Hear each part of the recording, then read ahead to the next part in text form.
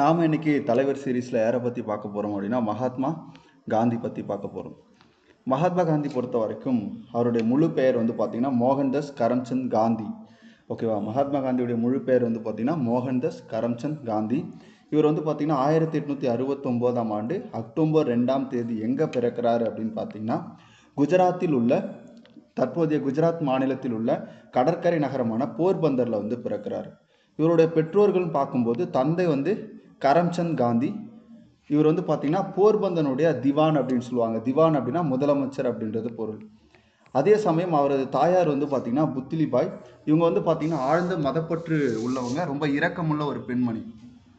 சிறு வயதிலிருந்தே காந்தி தனது பெற்றோரின் நேர்மை, இரக்கம் மற்றும் பணிவு ஆகியவற்றை மதிப்புகளை உள்வாங்கி தான் அவர் என்ன பண்ணியிருக்காரு அப்படின்னா வளர்ந்திருக்காரு. அதுதான் பிற்காலத்தில் அவருடைய பண்புகளாக என்ன பண்ணியிருக்கோம், வெளிப்பட்டிருக்கும்.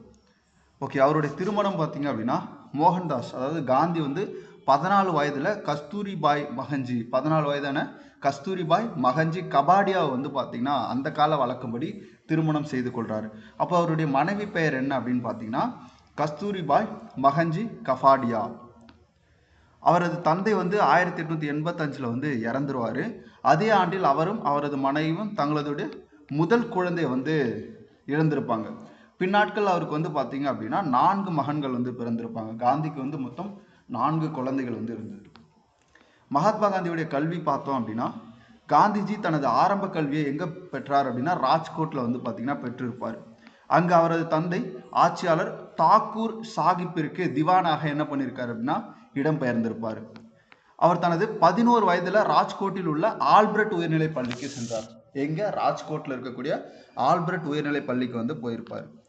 1887 தனது 18 வயதில் காந்திஜி அகமதாபாத்தில் உள்ள உயர்நிலை பள்ளியில் என்ன பண்ணியிருப்பார் அப்படின்னா பட்டம் பெற்றிருப்பார். எங்கே அப்படின்னு பார்த்தீங்கன்னா அகமதாபாத்தில் உள்ள உயர்நிலை பள்ளியில். அடுத்த பாருங்க, அவர் பவுநகரில் ஒரு கல்லூரியில் சேர்ந்திருப்பார். ஆனால் பின்னாடி அந்த படிப்பை என்ன பண்ணியிருப்பார், விட்டிருப்பார். அதுக்கப்புறம் பம்பாயில் வந்து பார்த்தீங்கன்னா கல்லூரி படிப்பை பாதையில் நிறுத்தியிருப்பார். பவுநகரில் போய் காலேஜ் சேர்ந்திருப்பார், அங்கேயும் படிச்சிருக்க மாட்டார். பம்பாய் போயிருப்பார், அங்கேயும் படிச்சிருக்க மாட்டார். பின்னர் 1888 லண்டன் போகிறாரு. லண்டன் பல்கலைக்கழகத்தில் சட்டப்படிப்பை வந்து பார்த்தீங்கன்னா படிச்சிருப்பார்.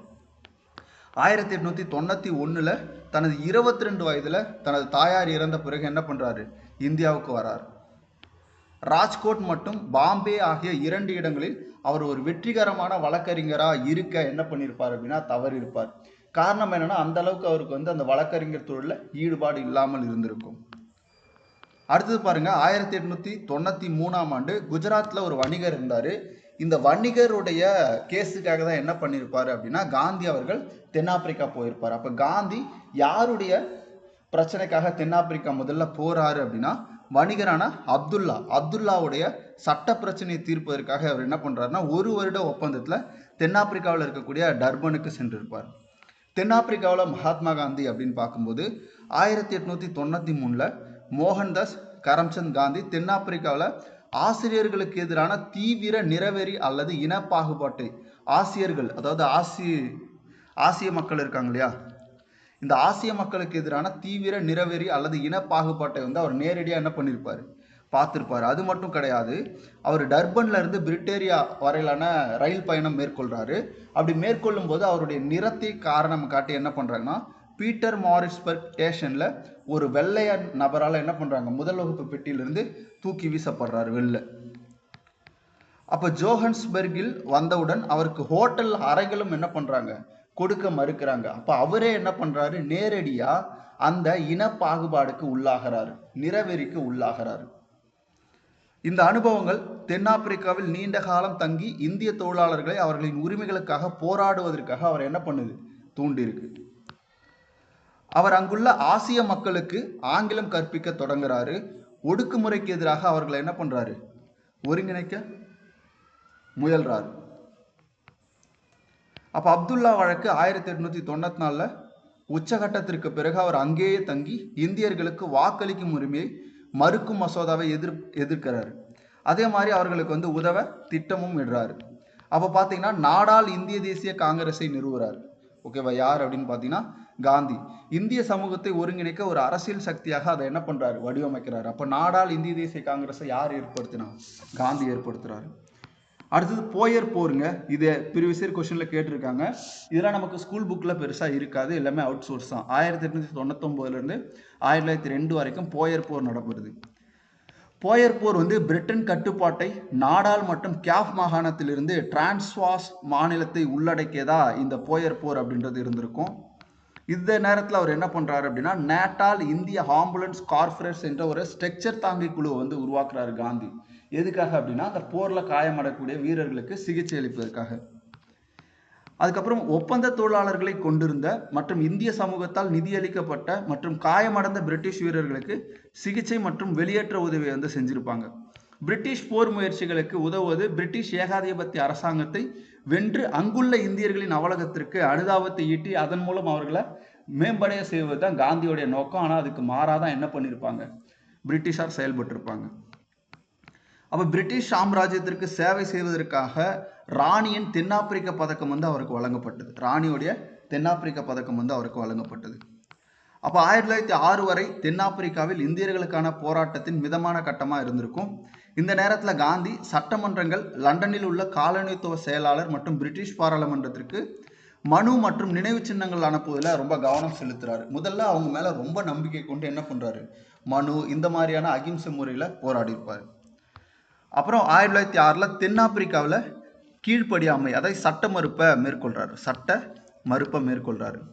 மிதமான வழிமுறைகளின் தோல்வியானது இரண்டாம் கட்ட போராட்டம், சட்ட மறுப்பு அல்லது சத்தியாகிரகத்துக்கு வந்து அவருக்கு வழிவகுக்குது. அப்போ இந்த காலகட்டத்தில் அவர் என்ன பண்ணுறாரு அப்படின்னு பார்த்தோம்னா, 2 குடியேற்றங்களை தொடங்குறாரு.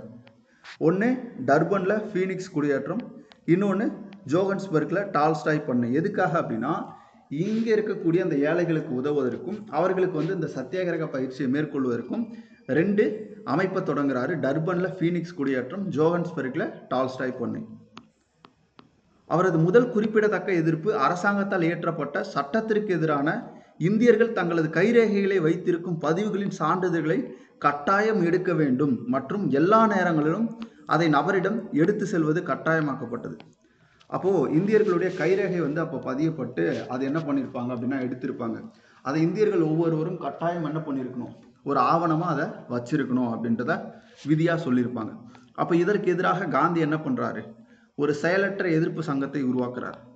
அப்போ காந்தியும் அவரது சீடர்களும் இதனால் என்ன பண்ணுறாங்கன்னா சிறையில் அடைக்கப்படுறாங்க. பின்னர் இந்தியர்கள் தாமாக முன்வந்து பதிவு செய்வதால் சட்டம் திரும்ப பெற அரசாங்கம் என்ன பண்ணுது, ஒப்புக்கொள்ளுது. எதுக்குன்னா காந்தியோடைய அந்த போராட்டத்தின் காரணமாக. பதிவேடுகளில் ஏமாற்றி விட்டு அவர்களின் சான்றிதழ்களை பகிரமாக எடுத்து மீண்டும் போராட்டத்தில் வந்து ஈடுபடுறாங்க.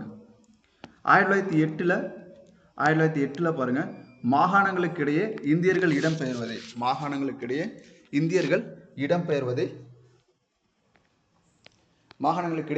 இடம்பெயர்வதை கட்டுப்படுத்தும் புதிய சட்டத்திற்கு எதிர்ப்பு தெரிவிக்கும் வகையில் தற்போதுள்ள பிரச்சாரம் விரிவடைந்தது. இப்போ இந்தியர்கள் ஒரு மாகாணத்தில் இருக்காங்கன்னா, இந்த மாகாணத்திலிருந்து அடுத்த மாகாணம், அதாவது இந்த மாநிலத்திலிருந்து அடுத்த மாநிலத்துக்கு அவங்க வந்து போக முடியாது. அப்போ இந்த போக முடியாது அப்படின்றது ஒரு சட்டமே தென்னாப்பிரிக்காவில் கொண்டு வராங்க. அப்போ இதற்கு எதிராகவும் அவர் என்ன பண்ணுறாரு, போராடுறாரு. அப்போ காந்தியும் அவரோடு சேர்ந்த மற்ற நபர்களும் என்ன பண்ணுறாங்க, சிறையில் அடைக்கப்பட்டு கடுமையான உடல் உழைப்பு தண்டனை வந்து பார்த்தீங்கன்னா விதிக்கப்படுது. அடுத்து பாருங்க, 1910 காந்திஜி ஜோகன்பர்கில் டால்ஸ்டாய் பண்ணையை அமைத்து சிறையின் கடுமையான நிலைமைகளுக்கு சத்தியாகிரகிகளுக்கு என்ன பண்றாரு, பயிற்சி கொடுக்கிறார். எனவே எதிர்ப்பை முன்னோக்கி நகர்த்த இந்த டால்ஸ்டாய் பண்ணை அப்படின்றது அவருக்கு உதவி இருக்கும். அடுத்தது 1911 கோபாலகிருஷ்ண கோகலே தென்னாப்பிரிக்காவிற்கு மன்னர் சார்ல்ஸ் வி கோகலேவின் முடிசூட்டு விழாவின் போது அரசு விருந்தினராக விஜயம் செய்தார். யார் அப்படின்னு பார்த்தீங்கன்னா கோபாலகிருஷ்ண கோகலே. அப்போ கோபாலகிருஷ்ண கோகலே எப்போ போனார் அப்படின்னு கேட்பாங்க, 1911. எதுக்காக அப்படின்னா, தென்னாப்பிரிக்காவிற்கு மன்னர் ஜார்ஜ் வி, அவர் 5ஆம் ஜார்ஜ் இருக்கார் இல்லையா, அவருடைய முடிசூட்டு விழாவுக்காக போயிருப்பார். யார், கோகலே வந்து போயிருப்பார். அப்போ காந்தி டர்பனில் சந்திக்கிறார் யார் அப்படின்னா கோபாலகிருஷ்ண கோகலேவில். அப்போ அவங்க 2 பேருக்கும் இடையில நல்ல உறவு அப்படின்றது ஏற்படுது. 1913 அரசாங்கத்தால் கொண்டு வரப்பட்ட பல்வேறு அடக்குமுறை சட்டங்களுக்கு எதிராக சத்தியாகிரகம் தொடர்ந்து என்ன பண்ணுது, செயல்படுது. கிறிஸ்துவ சடங்குகளின்படி நடத்தப்படாத திருமணங்களை செல்லத்தக்காதாகும் சட்டத்திற்கு எதிரான இயக்கம் பல இந்திய பெண்களை இந்த இயக்கத்திற்கு கொண்டு வரும். இப்போ இந்தியர்கள் வந்து இந்து முறைப்படி திருமணம் செஞ்சிருப்பாங்க, ஆனா கிறிஸ்துவ முறைப்படி பதிவு செஞ்சுதான் அங்க என்ன பண்ணும், திருமணம் செய்யணும் அப்படின்ற ஒரு சட்டத்தை தென்னாப்பிரிக்க அரசாங்கம் கொண்டு வந்திருக்கும். அப்ப காந்தி 2000க்கும் மேற்பட்ட ஆண்கள், பெண்கள் மற்றும் குழந்தைகளை கொண்ட இறுதி வெகுஜன இயக்கத்தை தொடங்குறாரு. இந்தியாவில் தென்னாப்பிரிக்காவின் நிலைகளை பற்றி பொதுமக்களுக்கு தெரியப்படுத்த கோகலே என்ன பண்றாரு, பணியாற்றுறாரு. இது அப்போதைய வைஸ்ராய் இருந்த ஹர்டன்ஜி அட்டூழியங்கள் குறித்து விசாரணைக்கு அழைப்பு விடுக்க வழிவகுத்திருக்கும். காந்திஜி வைஸ்ராய் ஹர்டின்ஜ் CR ஹாண்ட்ரூஸ் கிறிஸ்துவ மிஷனரி மற்றும் இந்திய சுதந்திர ஆர்வலர் தான் CS ஹாண்ட்ரூஸ். அவரோட தென்னாப்பிரிக்காவின் ஜெனரல் ஸ்மட்ஸ் ஆகியோருக்கிடையே தொடர்ச்சியான பேச்சுவார்த்தை வந்து நடந்திருக்கும். காந்தி அதே மாதிரி CS ஆண்ட்ரூஸ் ஒரு பக்கம், ஹர்டின்ஜி பிரபு மட்ஸ் ஒரு பக்கம், இவங்க 2 பேரும் ஆங்கிலேயர். இந்த 2 தரப்புக்கும் இடையில தான் இந்த பேச்சுவார்த்தை அப்படின்றது நடந்திருக்கும். அப்ப இது இந்தியர்களின் பெரும்பாலான கோரிக்கைக்கு அரசாங்கம் ஏற்க வழிவகுத்து கொடுத்திருக்கும். காந்தி இந்தியா திரும்பினார் எப்போ அப்படின்னா 1915. அப்போ 1915 கோகலேவின் வேண்டுகோள் பேரில் CF ஆண்ட்ரூஸ் அதாவது தீனபந்து தெரிவித்ததின் பேரிலையும் காந்தி என்ன பண்றாரு, இந்திய சுதந்திர போராட்டத்திற்கு உதவ இந்தியா திரும்ப இருப்பார். அப்போ கோபாலகிருஷ்ண கோகலே அதே மாதிரி CF ஆண்ட்ரூஸ் இவங்க 2 பேருடைய வேண்டுகோளை ஏற்றுதான் என்ன பண்ணியிருப்பாரு, காந்தி வந்து இந்தியா வந்திருப்பார். அப்ப இந்திய தேசிய இயக்கத்தின் கடைசி கட்டம் காந்திய சகாப்தம் அப்படின்னு சொல்லுவோம். மகாத்மா காந்தி தேசிய இயக்கத்தின் தவிர்க்க முடியாத தலைவராக மாறுறாரு. எப்படி அப்படின்னு பார்த்தீங்கன்னா, அவருடைய அகிம்சை மற்றும் சத்தியாகிரக கொள்கைகள் பிரிட்டிஷ் அரசுக்கு எதிராக பயன்படுத்தப்பட்டது. காந்தி தேசிய இயக்கத்தை வெகுஜன இயக்கமாக மாற்றியிருப்பாரு. 1915 இந்தியா திரும்பிய காந்தி கோகலேயின் வற்புறுத்தலின் பேரில் ஓராண்டு காலம் சுற்றுப்பயணம் மேற்கொண்டிருப்பார். பின்னர் அவர் தனது ஃபீனிக்ஸ் குடியேற்றத்தை அகமதாபாத்தில் ஒரு ஆசிரமத்தையும் நிறைவேற்பார். தன்னுடைய ஃபீனிக்ஸ் குடும்பத்தை குடியேற்ற அகமதாபாத்தில் என்ன பண்ணியிருப்பார்னா ஒரு ஆசிரமத்தை ஏற்படுத்தியிருப்பார். கோகலே அவரது அரசியல் குருவா மாறியிருப்பார் அதுக்கப்புறம். அப்போ காந்தியோடைய அரசியல் குரு யார் அப்படின்னா கோபாலகிருஷ்ண கோகலே. கோகலேயோடைய அரசியல் குரு யாருன்னா MG ரானடே. அப்போ 1918 இந்த காலகட்டத்தில் 1ஆம் உலகப் போர் வந்து நடந்தது. பிரிட்டனும் பிரான்ஸும் கடினமான சூழ்நிலையில் அப்போ இருந்தாங்க. ஜெர்மனி பிரான்சில் பிரிட்டிஷ் மற்றும் பிரெஞ்சு துருப்புகள் இரண்டிலும் நசுக்கி தோல்வி ஏற்படுத்தியது. அப்போ ஜெர்மனியுடைய கை வந்து பார்த்தீங்கன்னா 1ஆம் உலகப் போரில் ஓங்கி இருக்கும். அப்போ வைஸ்ராய் சேம்ஸ்போர்ட் பல்வேறு இந்திய தலைவர்களை சந்தித்து போர் மாநாட்டில் கலந்து கொள்ள அழைப்பு விடுத்திருப்பாரு. போருக்கு இந்தியா வந்து உதவணும் அப்படின்றத சொல்லியிருப்பாரு. காந்தியும் அழைக்கப்பட்டு அந்த மாநாட்டில் கலந்து கொள்ள டெல்லி என்ன பண்ணியிருப்பாரு, போயிருப்பாரு. அப்போ வைஸ்ராயின் போர் மாநாட்டில் கலந்து கொண்ட பிறகு காந்தி என்ன பண்றாருன்னா பிரிட்டிஷ் போர் முயற்சிக்கு இந்தியாவில் ஆள் சேர்க்கக்கூடிய முயற்சியில் ஈடுபட்டிருப்பார் காந்தி. அப்போ குஜராத்தின் கைரா மாவட்டத்தில் ஆட்சேர்ப்பு பிரச்சாரத்தை மேற்கொண்டார். எங்க ஆட்சேர்ப்பு பிரச்சாரத்தை மேற்கொண்டார் அப்படின்னா குஜராத்தினுடைய கைரா மாவட்டத்தில். ஓகே, இவருடைய முதல் சத்தியாகிரக போராட்டம் சாம்ரான் சத்தியாகிரகம் 1917. சாம்ரான் சத்தியாகிரகம் என்பது சாம்ரானின் இண்டிகோ விவசாயிகளின் சூழ்நிலையில் ராஜ்குமார் சுக்லாவினுடைய அழைப்பின் பேரில் காந்தி என்ன பண்றாரு, இந்திய மக்களை அணிதிரட்டுவதின் முதல் முயற்சியாக இந்த சாம்ரான் சத்தியாகிரகம் இருந்திருக்கும். இந்த காந்திய இயக்கம் தான் இந்தியாவின் முதல் சட்ட மறுப்பு இயக்கம். இந்த காந்திய இயக்கம் தான், அதாவது சாம்ரான் சத்தியாகிரகம் தான் இந்தியாவில் காந்தியோடைய முதல் சட்ட மறுப்பு இயக்கமாக இருந்திருக்கும்.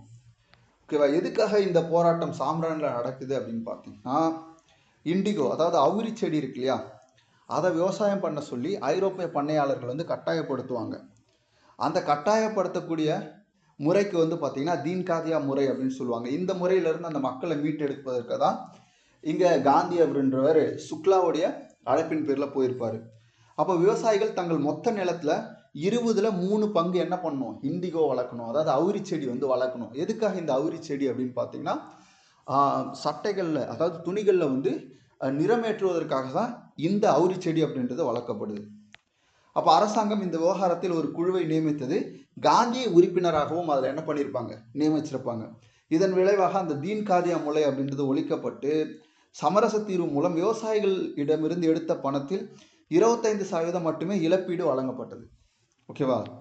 அப்போ இதில் யார் யாரெல்லாம் பங்கேற்றாங்க அப்படின்னா ராஜேந்திர பிரசாத், நர்ஹரி பரேக், ஜேபி கிருபாலினி ஆகிய முக்கிய தலைவர்கள் வந்து காந்தியோட என்ன பண்ணியிருப்பாங்க, இந்த சாம்ரான் சத்தியாகிரகத்துல பங்கேற்றிருப்பாங்க. அடுத்து பாருங்க, அகமதாபாத் மில் ஸ்ட்ரைக் போராட்டம் 1918. சாம்ரான் சத்தியாகிரகத்தை தொடர்ந்து மக்களை திரட்டுவதற்கான அடுத்த கட்டம் அகமதாபாத்தின் நகர்ப்புற மையத்தின் தொழிலாளர்கள் மூலம் இது வந்து ஏற்படுத்தப்படுது.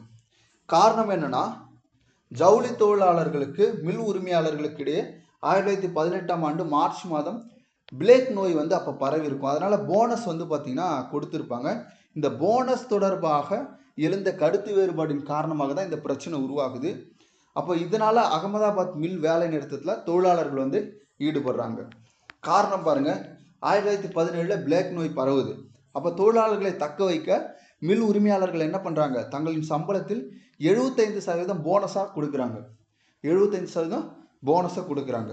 ஆனால் பிளேக் நோய் முடிவுக்கு வந்துடுச்சு. வந்த பிறகு ஆலை உரிமையாளர்கள் ஊதியத்தை 50% உயர்த்த வேண்டும் என்று என்ன பண்ணுறாங்க, தொழிலாளர்கள் கேட்குறாங்க. ஆனால் போனஸ் கொடுத்ததன் விளைவாக இந்த இடத்துல என்ன பண்ணுறாங்க, ஒரு முட்டுக்கட்டை போடுறாங்க, சம்பளம் உயர்த்த முடியாது அப்படின்னு சொல்கிறாங்க. அப்போ என்ன பண்ணுறாங்க அப்படின்னா, அனுசுயா சாராபாயின் வேண்டுகோளுக்கு இணங்க. இப்போ சாம்ரான் சத்தியாகிரகம்னா நீங்கள் என்ன சொல்லுவீங்க, சுக்லா சொல்லுவீங்க இல்லையா? அப்போ சுக்லா இருக்கார்ல, ராஜ்குமார் சுக்லாவுடைய அந்த வேண்டுகோளுக்கு இணங்க சாம்ரான் சத்தியாகிரகம் நடந்திருக்கும். அனுசுயா சாராபாயினுடைய வேண்டுகோளுக்கு இணங்க தான் இவர் என்ன பண்ணுறாரு, அகமதாபாத் மில் ஸ்ட்ரைக் போராட்டத்துக்கு வராரு. அப்போ சாகுமறை உண்ணாவிரத போராட்டம் காந்தி மேற்கொள்றாரு. இதன் விளைவாக உரிமையாளர்கள் 35% ஊதிய உயர்வுக்கு ஒப்புக்கொள்றாங்க. ஆனால் தொழிலாளர்கள் கேட்டது 50% ஊதிய உயர்வு, ஆனால் இவங்க கொடுத்தது 35% ஊதிய உயர்வு. அப்போ தார்மீக அழுத்தத்தை உருவாக்குவதற்கான சுய துன்பத்தின் வழிமுறையான உண்ணாவிரதத்தை இந்தியாவில் என்ன பண்ணுவார், அரசியல் ஆயுதமாக காந்தி பயன்படுத்திய முதல் இயக்கம் எது அப்படின்னு சொல்லிட்டு கேட்பாங்க. அதாவது உண்ணாவிரதம். ஓகேவா? உண்ணாவிரத போராட்டத்தை முதல்ல அகமதாபாத் மில் ஸ்ட்ரைக்கில் தான் இந்தியாவில் அவர் பயன்படுத்தியிருப்பார். அடுத்து கேடா சத்தியாகிரகம் 1918. பருவமழை பொழித்து போனதால் கேடா மாவட்ட விவசாயிகள் வந்து பெரும் துயரத்தில் இருக்காங்க.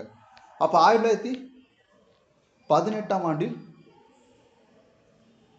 பயிரிழப்பு மற்றும் விலைவாசி உயர்வு காரணமாக அரசாங்கத்திடமிருந்து வருவாய் நிவாரணம் கோரி தங்களை என்ன பண்ணுறாங்க, திரட்டுறாங்க. ஓகேவா? அப்போ 1918 பஞ்சம், அந்த பயிரிழப்பு, வறட்சி, இதனால விலைவாசி உயர்வு, இந்த மாதிரி ஒரு முக்கியமான பிரச்சனை அந்த கேடா மாவட்டத்தில் இருக்குது.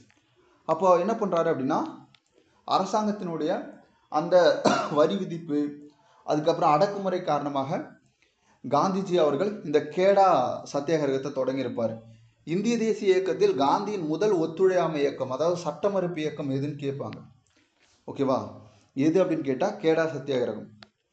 அப்போ அரசாங்கத்தின் பஞ்ச குறியீட்டின்படி பயிர் விளைச்சலில் சராசரியை விட 25% குறைவாக இருந்தால் விவசாயிகளுக்கு மொத்த நிவாரணம் கிடைக்கும். அப்போ இந்த அளவு இருக்கு இல்லையா, அது இருந்தும் விவசாயிகளுக்கு வந்து நிவாரணம் அப்படின்றது அரசால் கொடுக்கப்படல. அப்போது அதிகாரிகள் அதை என்ன பண்ணுறாங்க, நிராகரிக்கிறாங்க. இதன் விளைவாக காந்தி விவசாயிகளிடம் போராட்டத்துக்கு ஈடுபடக்கூடிய அந்த நிலை வந்து உருவாகுது. அப்போ ஏழை விவசாயிகளின் சார்பாக காந்தி தலையிட்டு பணம் செலுத்துவதை நிறுத்தி அத்தகைய பழிவாங்கும் கொடுங்கோன்மைக்கு எதிராக சாகுமறை போராட்டம் என்று அறிவிக்கிறார். அப்போ வருவாய் வசூல் செய்வதில் பணம் கொடுக்கக்கூடிய ராயட்களிடமிருந்து மட்டுமே வசூலிக்கப்படுகிறது மற்றும் நிலங்களை அபகரிக்க கூடாது என்று அரசாங்கம் என்ன பண்ணுறாங்க, உத்தரவிடுறாங்க. அப்போ காந்தி இந்த போராட்டத்திலிருந்து என்ன பண்ணுறாரு, அதுக்கப்புறம் விலகிக்கிறார். ஏன் அப்படின்னா, விவசாயிகள் கிட்ட இருந்து அந்த நிலம் வந்து பறிக்கப்படாது அப்படின்ற உத்தரவை அரசாங்கம் கொடுத்துருக்கும். இதில் யார் யார் பங்கேற்றாங்க அப்படின்னு பார்த்தா, சர்தார் வல்லபாய் பட்டேல், நரஹரி பரிக், இந்துலால் யாக்னிக். சத்தியாகிரகத்தின் போது சர்தார் வல்லபாய் பட்டேல், இந்துலால் யாக்னிக் போன்ற பல இளம் தேசியவாதிகள் காந்தியோடைய சீடராக மாறுறாங்க. அப்போ எப்போ மாறுறாங்க, கேடா சத்தியாகிரகத்தின் போது. அப்போ அரசாங்கம் இறுதியாக விவசாயிகளிடம் ஒரு ஒப்பந்தத்தை உருவாக்க ஒப்புக்கொள்ளுது. எனவே 1919 to 1920ஆம் ஆண்டுகளில் வரிகள் வந்து நிறுத்தி வைக்கப்படுது அந்த ஒப்பந்தத்தின் மூலம். அதே மாதிரி பறிமுதல் செய்யப்பட்ட அனைத்து சொத்துக்களும் என்ன பண்ணுறாங்க, திருப்பி கொடுக்குறாங்க அரசாங்கம். அடுத்தது ரவுலா சட்டத்திற்கு எதிரான சத்தியாகிரகம் 1919. 1917ஆம் ஆண்டில் புரட்சிகர நடவடிக்கைகளை கட்டுப்படுத்தவும் தேச துரோக சதியை விசாரிக்கவும் நீதிபதி சிட்னி ரவுலாட் தலைமையில் ஒரு குழு அமைக்கிறாங்க. அந்த குழு என்ன சொல்லுது அப்படின்னா, யாரையும் விசாரணையின்றி கைது செய்து சிறையில் அடைப்பதற்கான அதிகாரத்தை அரசுக்கு கொடுக்கணும்னு சொல்லுது. அதன் அடிப்படையில் ரவுலா சட்டம் இயற்றப்படுது. பாருங்க. அப்ப இந்த ரவுலா சட்டத்தை அராஜக மற்றும் புரட்சிகர குற்ற சட்டம் இம்பீரியல் லெஜிஸ்லேட் கவுன்சிலால் நிறைவேற்றப்படுது. அப்ப மக்களின் சுதந்திரத்தை கட்டுப்படுத்த இந்த சட்டம் அப்படின்றது பரிந்துரைக்கப்பட்டிருக்கு. அப்ப ரவுலா சட்டத்திற்கு எதிராக காந்தி என்ன பண்றாரு? சத்தியாகிரகத்தை தொடங்குறாரு. அப்ப ரவுலா சட்டம் அரசியல் மற்றும் புரட்சிகர செயல்பாட்டாளர்களை நீதி விசாரணையின்றி அல்லது 2 ஆண்டுகள் விசாரணையின்றி சிறையில் அடைக்க இந்த சட்டம் வந்து அனுமதிக்குது. அப்ப ஏபிஎஸ் கார்பஸ் உரிமை மற்றும் மேல்முறையீடு செய்யக்கூடிய உரிமையும் என்ன பண்றாங்க? நிறுத்தி வைக்கிறாங்க. எப்படி? ஹேபியஸ் கார்பஸ் உரிமை மற்றும் மேல்முறையீடு செய்யக்கூடிய உரிமையும் நிறுத்தி வைக்கிறாங்க. அப்ப காந்திஜி இதை என்னன்னு சொல்றாரு அப்படின்னா, கருப்பு சட்டம் என அழைக்கிறார். அப்ப இந்த சட்டத்திற்கு எதிராக அவர் என்ன பண்றாரு? சத்தியாகிரக போராட்டத்தை மேற்கொள்றார். அப்ப இது உண்ணாவிரதம், பிரார்த்தனை, சட்டங்களை மீறுதல், கைது மற்றும் சிறையில் அடைக்கப்படும் அபாயத்தை உள்ளடக்கியதாக இந்த சட்டம் வந்து இருக்கும். அதுக்காக அவர் என்ன பண்றாரு? தீவிரமான உண்ணாவிரத போராட்டத்தை மேற்கொள்றாரு. அப்ப சத்தியாகிரகம் காந்தியை இந்திய தேசிய இயக்கத்தின் மையத்திற்கு கொண்டு வந்தது. ஏன்னா இந்த ரவுலா சட்டத்திற்கு எதிரான சத்தியாகிரகம் தான் காந்தியை மிகப்பெரிய தலைவராக உருவாக்கி இருக்கும். அப்ப காந்தி தனது சொந்த அமைப்பான சத்தியாகிரக சபையை இயக்கத்தை நடத்தவும் ஏற்பாடு செய்கிறாரு. அதுக்கு சென்னையில இருந்து என்ன பண்ணியிருப்பாரு? பிள்ளையார் சொல்லி போட்டிருப்பாரு. இருப்பினும் இந்தியாவின் சில பகுதிகளில் நடந்த வன்முறை காரணமாக காந்தி சத்தியாகிரகத்தை வந்து கைவிட்டிருப்பாரு. இந்த சத்தியாகிரகத்தின் போது காந்தி மக்களுடன் தொடர்பு கொள்ளும் திறன் வந்து நிரூபிக்கப்பட்டிருக்கும். காந்திய சித்தாந்தம் மற்றும் சுதந்திர போராட்டத்திற்கான வழிமுறைகள், அகிம்சை மற்றும் சத்தியாகிரகம் இந்திய மக்களுக்கு அறிமுகப்படுத்தப்பட்டது இந்த ரவுலா சட்ட எதிர்ப்பின் போது.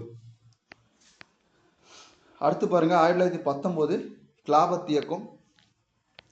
முதல் உலக போரின் போது காந்தி உலக போரில் தோற்கடிக்கப்பட்ட ஓட்டமேன் பேரரசுக்கு ஆதரவாக ஆங்கிலேயருக்கு எதிரான தனது போராட்டத்தில் முஸ்லிம்களின் ஒத்துழைப்பை வந்து நாடுறாரு.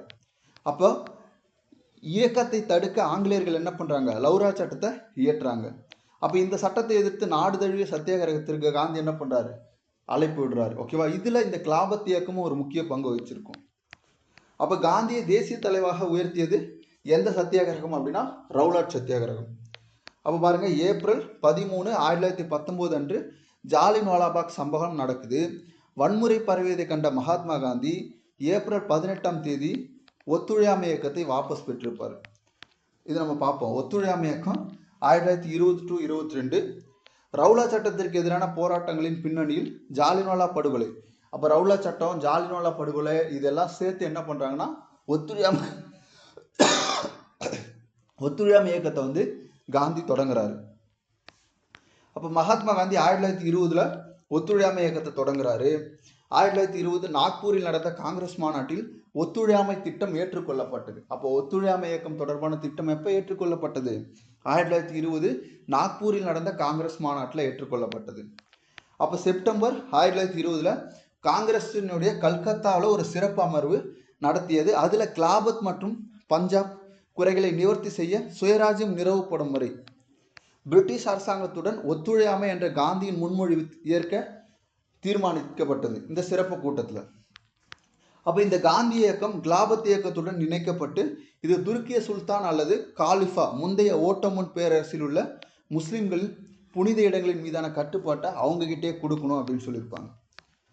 அப்போ முறைகள் என்னென்ன முறையெல்லாம் பண்ணுறாங்கன்னா, ஒத்துழையாமை இயக்கத்தில் பள்ளிகள், கல்லூரிகள், நீதிமன்றங்கள், அரசு அலுவலகங்கள், சட்டமன்றங்கள், வெளிநாட்டு பொருட்களை புறக்கணித்தல், அரசு வழங்கிய பட்டங்கள் மற்றும் விருதுகளை திரும்ப பெறுதல் ஆகியவை இந்த ஒத்துழையாமை இயக்கத்தினுடைய முக்கிய கூறுகளாக இருந்திருக்கும். திரும்ப பெறுதல். மகாத்மா காந்தி பிப்ரவரி 5, 1922 சௌரி சௌரா வன்முறை உத்தரப்பிரதேசத்தில் நடந்திருக்கும். இதில் வந்து பார்த்தீங்கன்னா விவசாயிகள் சில காவலர்களை கொண்டு இருப்பாங்க. அதனால் என்ன பண்ணுறாரு? குறிப்பாக 23 காவலர்கள் கொல்லப்பட்டிருப்பாங்க. இதனால் ஒத்துழையாமை இயக்கத்தை என்ன பண்ணியிருப்பார்னா காந்தி திரும்ப பெற்றிருப்பார். திரும்ப பெற்ற பிறகு அவர் சமூக சீர்திருத்தங்களின் ஆக்கப்பூர்வமான திட்டத்தில் என்ன பண்ணியிருப்பார்? கவனம் செலுத்தியிருப்பார். அடுத்து பாருங்க, கீழ்ப்படியாமை இயக்கம், அதாவது சட்ட மறுப்பு இயக்கம். ஒத்துழையாமை இயக்கத்திற்கு பிறகு சட்ட மறுப்பு இயக்கம் உப்பு சத்தியாகிரகம் என்று அழைக்கப்படக்கூடிய இயக்கத்தை தொடங்குறாரு. இரண்டாவது வெகுஜன இயக்கமாக இந்தியாவில் இந்த சட்ட மறுப்பு இயக்கம் அப்படின்றது இருந்திருக்கும். அப்போ 1928 கல்கத்தா காங்கிரஸ்ல இவர் சட்ட மறுப்பு இயக்கத்தை அறிவிக்கிறாரு. கீழ்ப்படியாமை அப்படின்னு சொல்லுவாங்க. சட்ட மறுப்பு இயக்கத்தை அறிவிக்கிறாரு. ஆங்கிலேயர்கள் இந்தியாவுக்கு ஆதிக்க அந்தஸ்தை வழங்க வேண்டும் அல்லது நாடு முழுவதும் சுதந்திரத்திற்காக ஒரு புரட்சி வெடிக்கும் அப்படின்னு சொல்லியிருப்பாரு. அப்போ ஆங்கிலேயர்கள் இதில் கவனம் செலுத்தல. ஏன்னா அவங்க வந்து அப்படியே விட்டுருப்பாங்க. இதன் விளைவாக இந்திய தேசிய காங்கிரசினுடைய லாகூர் அமர்வு 1929 பூரண சுயராஜ்யம் அப்படின்ற தீர்மானம் நிறைவேற்றி 1930 ஜனவரி 26 சுதந்திர தினமாக கொண்டாட முடிவு செய்கிறாங்க. அதன் அடிப்படையில் நாடு முழுவதும் கொண்டாடவும் படுது. அப்போ இதில் என்ன சொல்கிறாங்கன்னா, காந்தியின் தலைமையில் ஒத்துழையாமை இயக்கம், அதாவது சட்ட மறுப்பு இயக்கம், அதாவது கீழ்ப்படியாமை இயக்கம் அப்படின்னா சட்ட மறுப்பு இயக்கம், அந்த சட்ட மறுப்பு இயக்கம் தொடங்கப்படும் அப்படின்னு சொல்லிட்டு அறிவிச்சிருப்பாங்க. அப்போ காந்தி இயக்கத்தின் ஒரு பகுதியாக உப்பு மீதான அநியாய வரிக்கு எதிராக தண்டி அணிவகுப்பை மேற்கொண்டிருப்பார். ஏப்ரல் 6, 1930 அவர் உப்பு விதிகளை மீறி இந்த இயக்கத்தை என்ன பண்ணியிருப்பார், தொடங்கியிருப்பார். தண்டியில் காந்தியின் அசாதாரண முயற்சியால் தூண்டப்பட்டு உப்பு சட்டங்களை மீறி நாடு முழுவதும் பரவி இருக்கும். அதுக்கப்புறம் காந்தி இர்வின் ஒப்பந்தத்திற்கு பிறகு அது சிறிது காலம் நிறுத்தி வைக்கப்பட்டது. அவரும் 2வது வட்டமேசை மாநாட்டில் என்ன பண்ணியிருப்பார், ஐஎன்சி சார்பாக கலந்திருப்பார். அப்போ 2வது வட்டமேசை மாநாடு தோல்விக்கு பிறகு 1932ஆம் ஆண்டின் இறுதியில் அது குறைய தொடங்கியிருக்கும். மேலும் அதிகாரப்பூர்வமாக 1934 திரும்ப பெறப்பட்டது. எது அப்படின்னா சட்ட மறுப்பு இயக்கம். சரி, காந்தி இர்வின் ஒப்பந்தம் எப்போ ஏற்படுத்தப்பட்டதுன்னா 1931. காந்தி மற்றும் இர்வின் முன்வைத்த போர் நிறுத்தத்தை ஏற்றுக்கொண்டு கீழ்ப்படியாமை இயக்கத்தை கைவிட்டு, அதாவது சட்ட மறுப்பு இயக்கத்தை கைவிட்டு லண்டனில் நடைபெறக்கூடிய 2வது வட்டமேசை மாநாட்டில் காங்கிரஸோடைய பிரதிநிதியை யார் கலந்துப்பா, காந்தி வந்து கலந்துப்பார். ஆனால் லண்டனில் இருந்து திரும்பியதும் அவர் என்ன பண்ணுறாரு, திரும்ப சட்ட மறுப்பு கீழ்ப்படியாமை இயக்கத்தை தொடங்குறாரு. ஆனால் அது 1934 சட்ட மறுப்பு இயக்கம் கைவிடப்படுது. அடுத்து 1932 பூனா ஒப்பந்தம். இது காந்திக்கும் அம்பேத்கருக்கும் இடையில நடைபெற்ற ஒப்பந்தம். வகுப்புவாரின் பிரதிநிதித்துவம், அந்த தொகுதி ஒதுக்கீட்டுக்காக இந்த பூனா ஒப்பந்தம் அப்படின்றது மேற்கொள்ளப்பட்டது. இந்த ஒப்பந்தம் வந்து பார்த்தீங்கன்னா இந்திய சமூகத்தினுடைய தாழ்த்தப்பட்ட மக்களின் மேம்பாட்டிற்கான பொதுவான இலக்கை அடைய இந்த பூனா ஒப்பந்தம் அப்படின்றது காந்திக்கும் அம்பேத்கருக்கும் இடையில நடைபெற்றிருக்கும். ஏன் அப்படின்றதுனா பார்த்தீங்கன்னா, அவங்க தனி தொகுதி வந்து கேட்டிருப்பாங்க தாழ்த்தப்பட்ட மக்களுக்கு. ஓகேவா, இவர் வந்து பார்த்தீங்க அப்படின்னா அந்த தனி தொகுதியுடைய அளவு கம்மியாக இருந்திருக்கும். அப்போ காந்திக்கும் அம்பேத்கருக்கும் இடையில இந்த ஒப்பந்தம் அப்படின்றது கையொப்பமிடப்பட்டிருக்கும். 1934 பல்வேறு பிரச்சனைகள் கட்சியின் நிலைப்பாட்டில் உடன்படாததால் காங்கிரஸ் கட்சியிலிருந்து என்ன பண்ணியிருப்பார், காந்தி அப்ப ராஜினாமா செஞ்சார்னா 1934. ஓகே, அடுத்து பாருங்க. 1936 ஜவஹர்லால் நேரு காங்கிரசின் லக்னோ அமர்வில் காந்தி தீவிர அரசியலுக்கு திரும்ப வந்திருப்பார். 34 வெளியே போய் 36 திரும்ப வந்திருப்பார். அடுத்து 1938 திரிபுரா அமர்வின் போது காந்தி மற்றும் சுபாஷ் சந்திர போஸின் கொள்கைகள் மோதி கொண்டதால் இந்திய தேசிய காங்கிரசின் திரிபுரா நெருக்கடி ஏற்பட்டிருக்கும். அதனால தான் சுபாஷ் சந்திர போஸ் வெளில போயிருப்பார்.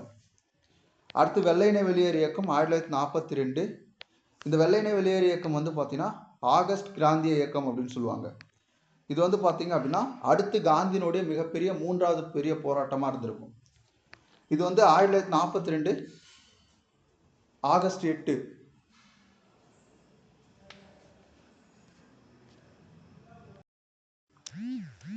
இப்போ அவர் என்ன பண்ணுறாரு அப்படின்னா வெள்ளையனே வெளியேறு இயக்கம் 1942 ஆகஸ்ட் 8 மகாத்மா காந்தி தலைமையில் வந்து தொடங்கப்படுது.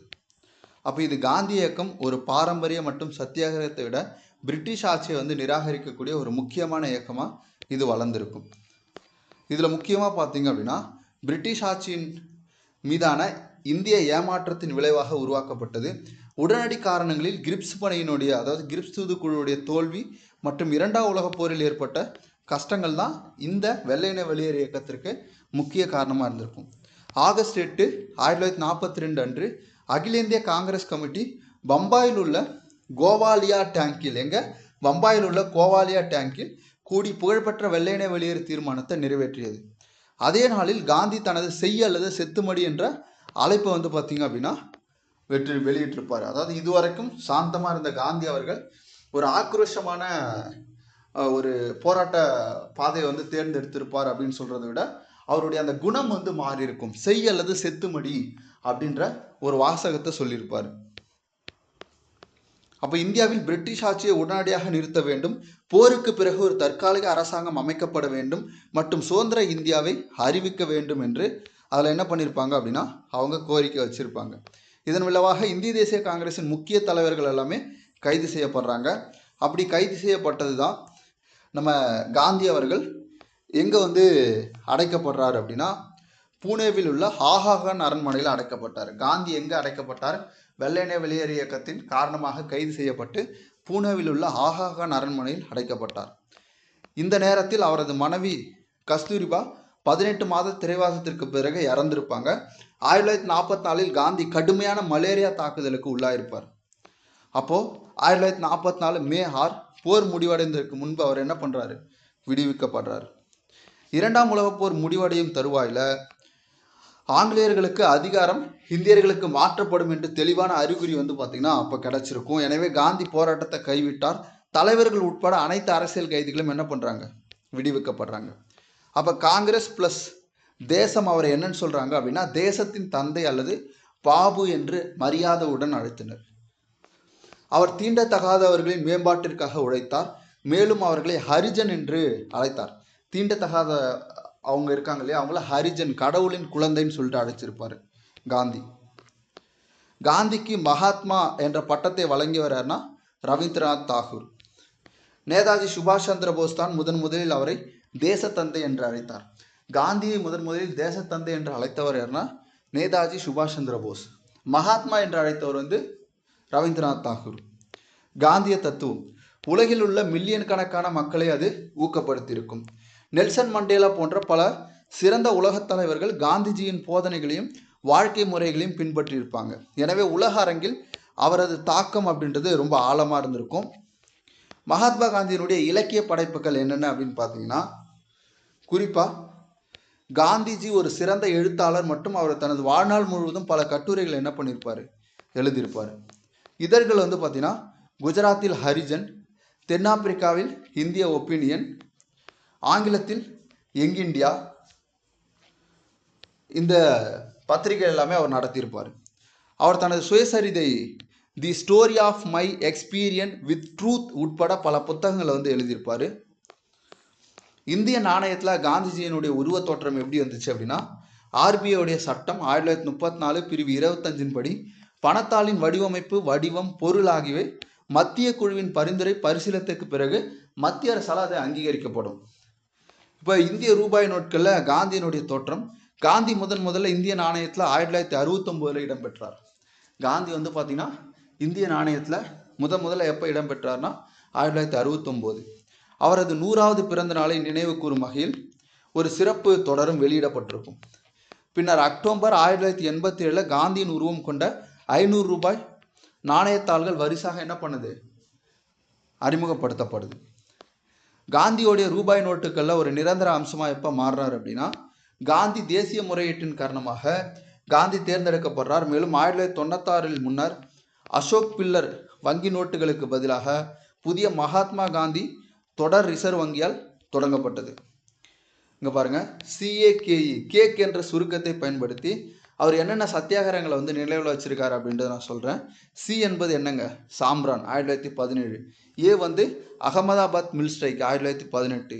KE கேடா சத்தியாகிரகம் 1918. ஈஸியாக ஞாபகம் வச்சுக்கலாம். அந்த ஆர்டர் ரொம்ப முக்கியம். ஓகே, இது மட்டுமா அப்படின்னா காந்தியை பற்றிய மேலும் சில விஷயங்கள் இருக்குது, அது சொல்கிறேன். காந்தி முதலாக பகவத்கீதையை புத்தகத்தை படித்த போது அவருக்கு வயது வந்து 20. பகவத்கீதை காந்தியின் மனதை ஈர்த்த புத்தகங்களில் ஒன்று. அதே மாதிரி தென்னாப்பிரிக்காவில் நாட்டால் பகுதியின் உச்சநீதிமன்றத்தில் பதிவு செய்த முதல் இந்திய வழக்கறிஞர் யார் அப்படின்னா காந்தி. தென்னாப்பிரிக்கா வாழ் இந்தியர்களின் பிரச்சனைகளுக்கு அவர் என்ன பண்ணியிருப்பார்? குரல் கொடுத்திருப்பார். தென்னாப்பிரிக்கா வாழ் இந்தியர்களின் வாழ்விடங்கள், வர்த்தகம் ஆகியவற்றை மறுக்கும் சட்டங்களை எதிர்த்து தொடர்ந்து போராடிப்பார். இது நம்ம பார்த்துருப்போம். அதே மாதிரி தென்னாப்பிரிக்காவினுடைய ஜோகன்ஸ்பர்க் நகரில் பிளேக் நோய் பரவியது. அப்போ ஆரோக்கியத்திற்கான வழிகாட்டி என்ற தலைப்பில் தனது உணவு பழக்க வழக்கம் குறித்த ஒரு புத்தகத்தை காந்தி எழுதுகிறார். அதே மாதிரி 1915 இந்தியா திரும்பின காந்தி பிரிட்டிஷ் போர்களில் ஆம்புலன்ஸ் சேவை செய்து உதவியதற்காக அவருக்கு என்ன பண்ணுறாங்க, பிரிட்டிஷ் அரசின் கைசர் ஹி ஹிந்து என்ற உயரிய விருது காந்திக்கு கொடுக்கப்படுது. அகமதாபாத்து சமர்பதி ஆற்றங்கரையில் அவர் என்ன பண்ணுறாருன்னா சத்தியாகிரக ஆசிரமத்தை வந்து தொடங்கியிருப்பார். இது பிற்காலத்தில் சமர்பதி ஆசிரமம் அப்படின்னு சொல்லிட்டு அழைக்கப்பட்டிருக்கும். 1919ஆம் ஆண்டு ஏப்ரல் 13 அன்று ஜாலின்வாலாபாக்கில் துப்பாக்கிச் சூடு நடந்தது. அதை கண்டித்து சமர்பதி ஆசிரமத்தில் 3 நாள் உண்ணாவிரதம் மேற்கொண்டார் காந்தி. அதே மாதிரி தனது சத்தியாகிரக போராட்டத்தை இமாலய பிழை என்று சுட்டினார். குஜராத் மொழியில் அவர் வந்து பார்த்தீங்கன்னா நவஜீவன் அப்படின்ற பத்திரிகை நடத்தினார். ஆங்கில மொழியில் யங் இந்தியா அப்படின்ற பத்திரிகை வந்து நடத்தியிருப்பார். அதுக்கு ஆசிரியராகவும் பொறுப்பு வச்சிருப்பார். டெல்லியில் நடைபெற்ற அனைத்திந்திய கிலாபத் மாநாட்டிற்கு தலைமையேற்றவர் என்ன, காந்தி. செப்டம்பர் 18, 1924 அன்று இந்து முஸ்லீம் ஒற்றுமை வேண்டி 21 நாட்கள் உண்ணாவிரத போராட்டத்தை மேற்கொண்டிருப்பார். மார்ச் 12, 1930 குஜராத் அகமதாபாத்திலிருந்து தண்டி வரை 78 நபர்களுடன் என்ன பண்ணியிருப்பார், சத்தியாகிரக பயணம் மேற்கொண்டு ஏப்ரல் 6ஆம் தேதி உப்பு சட்டத்தை மீறி உப்பு எடுத்திருப்பார். அதே மாதிரி 1933ஆம் ஆண்டு ஹரிஜன் என்ற இதழை ஆங்கிலம், ஹிந்தி ஆகிய மொழிகளில் தொடங்கியிருப்பார். 1934ஆம் ஆண்டு அரசியலிருந்து ஓய்வு பெறுவதாகவும் கிராம முன்னேற்றம், தாழ்த்தப்பட்டவர்களுடைய நலன் குறித்து கவனம் செலுத்த போவதாகவும் காந்தி அறிவிச்சிருப்பார். 1936ஆம் ஆண்டு வர்தா பகுதியில் உள்ள சேவா கிராமம் என்ற ஊரில் காந்தி குடியேறியிருப்பார். 1939இல் நிர்வாக சீர்திருத்தங்கள் மேற்கொள்ள கோரி அரசை கண்டித்து உண்ணாவிரதம் தொடங்கியிருப்பார் காந்தி. வைஸ்ராய் தலையிட்ட பிறகு உண்ணாவிரதம் 4 நாட்கள் கழித்து முடிவுக்கு வந்திருக்கும்.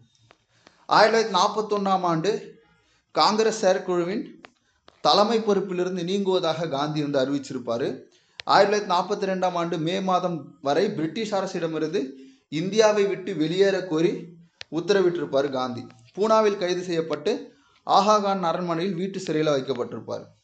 காந்தியின் தனி உதவியாளர் யாருன்னா மகாதேவ் தேசாய் ஆகாகானின் அரண்மனையிலே மரணம் அடைஞ்சிருப்பார்.